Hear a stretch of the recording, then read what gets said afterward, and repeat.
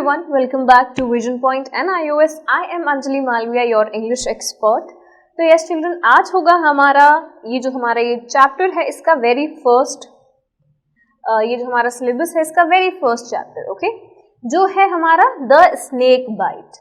अब देखो, ये जो चैप्टर होते हैं, ये जो लेसन्स होते हैं इंग्लिश में, इनको लेसन क्यों बोलते हैं? इसका रीजन ये है कि हर एक स्टोरी से, ठीक है, हमें कुछ ना कुछ शिक्षा मिलती है, हमें कुछ ना कुछ लर्न करने को मिलता है, हमें एक लेसन मिलता है, ठीक है. तो हम देखेंगे कि ये जो पूरा हमारा चैप्टर है द स्नेक बाइट, तो इससे हमें क्या लेसन मिलता है एंड ऑफ द चैप्टर में. Okay, so yes, let's get started. So ये है पार्ट 1. हमने हमारे इस चैप्टर को 3 पार्ट्स में डिवाइड किया है आपके बेटर अंडरस्टैंडिंग के लिए, एंड पार्ट के एंड में हम इसका क्वेश्चन आंसर्स करेंगे. ओके, सो पार्ट 1, तो यहाँ से हमारा जो चैप्टर है वो स्टार्ट होता है the snake bite. So one day I saw a small snake in the compound. ये जो ऑथर हैं, जो पोएट हैं, जो इसके ऑथर हैं, इन्होंने एक खुद से ही इन्होंने खुद को आई का मतलब ये अपनी स्टोरी खुद ही बता रहे हैं. ओके, आई का मतलब ये अपनी स्टोरी खुद ही नरेट कर रहे हैं. तो जो नरेटर है वो खुद ही बता रहा है. सो वन डे, एक दिन, आई सॉ, मैंने देखा एक छोटा सा सांप. स्नेक मतलब होता है सांप, ठीक है, एक छोटा सा सांप अपने कंपाउंड में. It was crawling along slowly, but when it saw me it moved away quickly and hid himself in a coconut shell.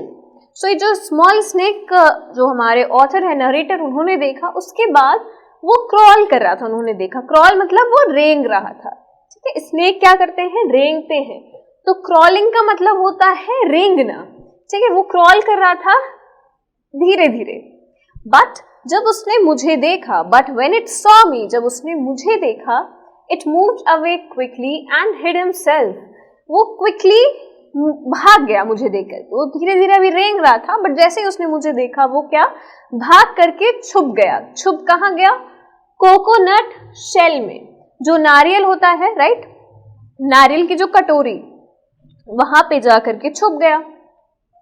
I quietly went near and closed the mouth of the coconut shell with a stone.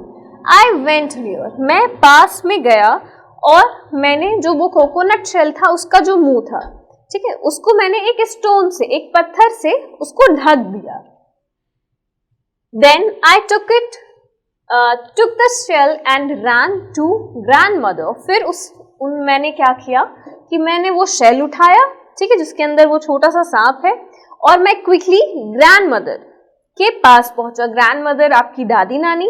Okay, look grandma, I cried, मैं जोर से चीखा. Look grandma, देखो grandma, I have caught a snake, मैंने एक सांप को पकड़ लिया है. ओके, स्नेक आस्क्ड ग्रैंडमदर इन अलार्म, और ग्रैंडमदर बहुत एकदम चौकन्ने हो गई वो स्नेक का नाम सुनकर. उन्होंने पूछा, स्नेक, सांप? She was shocked, वो बहुत ही ज्यादा शॉक में आ गई, अचंभित हो गई वो. She cried for help, and वो चीखने लगी मदद के लिए. So grandfather came running. अब जो ग्रैंडफादर थे वो ग्रैंडमा की आवाज सुन करके भागते हुए आए. When he learned that I had a snake in the shell, he snatched the shell and threw it away. और जब ग्रैंडफादर को पता चला कि इस शेल के अंदर, इस कोकोनट शेल के अंदर मैं सांप पकड़ के लाया हूं, तो उन्होंने स्नैच मतलब मेरे से छीना, ओके, और मेरे से छीन करके उन्होंने थ्रू इट अवे मतलब फेंक दिया. ओके, स्नैच का मतलब होता है छीनना. ओके, सो आई होप कि आप एक नोटबुक लेकर के बैठे हुए हो और ये सारे जो मीनिंग है ये आप नोट डाउन कर रहे हो, ठीक है, इंपॉर्टेंट है. चलो, The snake crawled away and disappeared behind some bushes. अब जो स्नेक था उसको मौका मिल गया, है ना, तो वो फिर से रेंगते हुए वो कहीं छुप गया, वो फिर दिखाई नहीं दिया, ठीक है, ब्रुशेस के पीछे, झाड़ियों के पीछे वो जा करके छुप गया. Then grandfather warned me never to go near a snake because snakes were very dangerous. अब मेरे जो ग्रैंडफादर थे उन्होंने मुझे वार्निंग दी, ठीक है, उन्होंने मुझे डांटा और मुझसे बोला कि कभी भी सांप के पास नहीं जाना.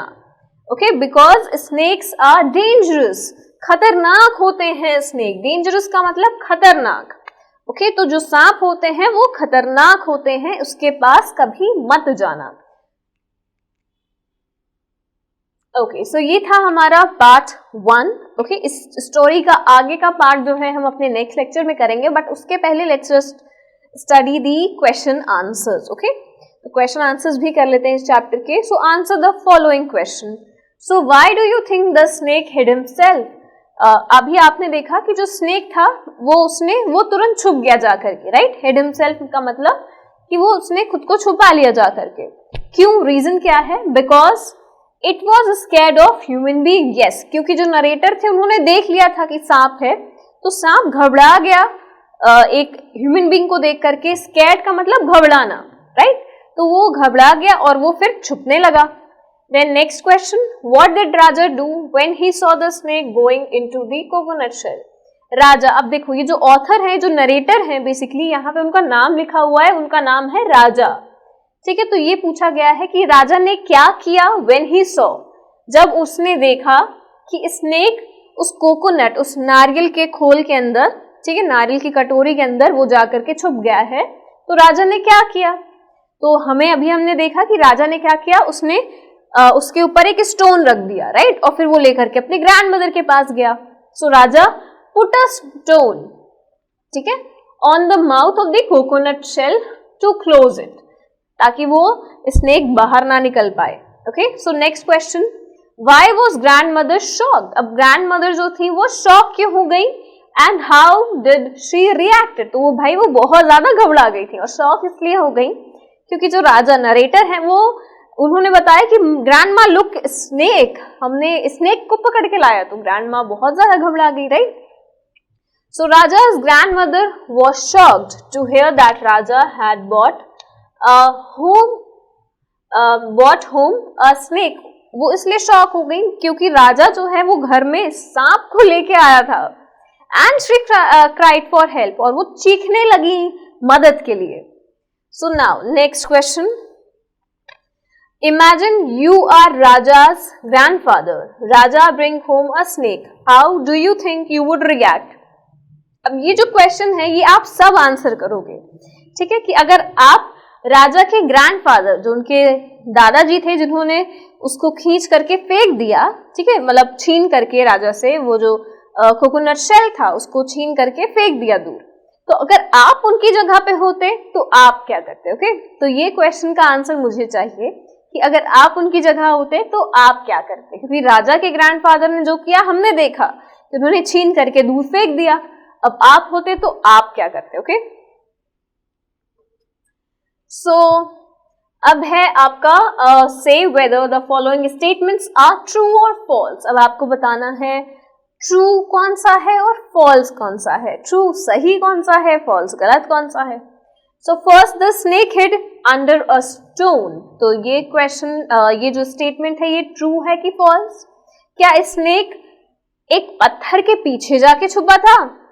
आंसर इज नो, क्योंकि स्नेक कहाँ छुपा था? Coconut shell, right, coconut shell में। वो तो राजा जो नरेटर था उसने स्टोन रख दिया था ना, बट अल्टीमेटली जो स्टार्टिंग में जो स्नेक छुपा था वो तो कोकोनट शेल में छुपा था। So this statement is wrong, false. Okay then, Raja was very excited to see the snake. क्या राजा बहुत ज्यादा एक्साइटेड था स्नेक को देख के? यस, राजा बहुत ज्यादा एक्साइटेड, तभी वो पकड़ के लेके आया। It's true. Then Raja's grandparents were very worried to see the coconut shell with the snake in it.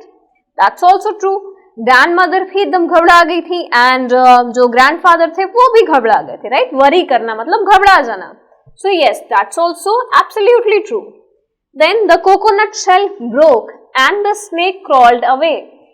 Yes, क्योंकि grandfather ने उसको खींच करके फेंका था, threw it away. तभी वो भाग गया snake. Right, so this is also true. चलो अब आते हैं हम मैच द कॉलम में। Match the following column A और कॉलम बी। इसमें बेसिकली ये वाला जो कॉलम है और ये कॉलम है, इसको आपको मैच करना है। तो इसमें लिखा है quietly, slowly, went, dangerous, and यहाँ केम, हार्मलेस, नॉइसली एंड क्विकली।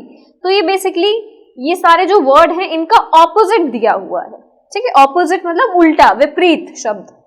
तो क्वाइटली, क्वाइटली का मतलब आराम से, धीरे धीरे, ओके, शांति से। तो क्वाइटली का जस्ट अपोजिट क्या होगा, शोर शराबा, है ना, तो नॉइसली। तो फर्स्ट का कौन सा हो जाएगा, सी। देन स्लोली, स्लोली का मतलब धीरे धीरे, ओके। अब धीरे धीरे, धीरे धीरे का अपोजिट जल्दी जल्दी, तो क्विकली, क्विकली का मतलब होता है जल्दी, तो स्लोली का क्विकली। देन वेंट, वेंट का मतलब जाना, और केम का मतलब आना। डेंजरस, डेंजरस का मतलब खतरनाक, और खतरनाक का ऑपोजिट एक ही बचा, चलो, हार्मलेस, हार्मलेस का मतलब ये कोई हार्म नहीं करेगा हमें, इससे खतरा नहीं है, okay. I hope you have understood this much. अब हम मिलेंगे अपने नेक्स्ट पार्ट में, नेक्स्ट लेक्चर में। So till then, just stay safe, stay at your home, study well, and for any other inquiry, just call on this number or visit the website. Okay, thank you.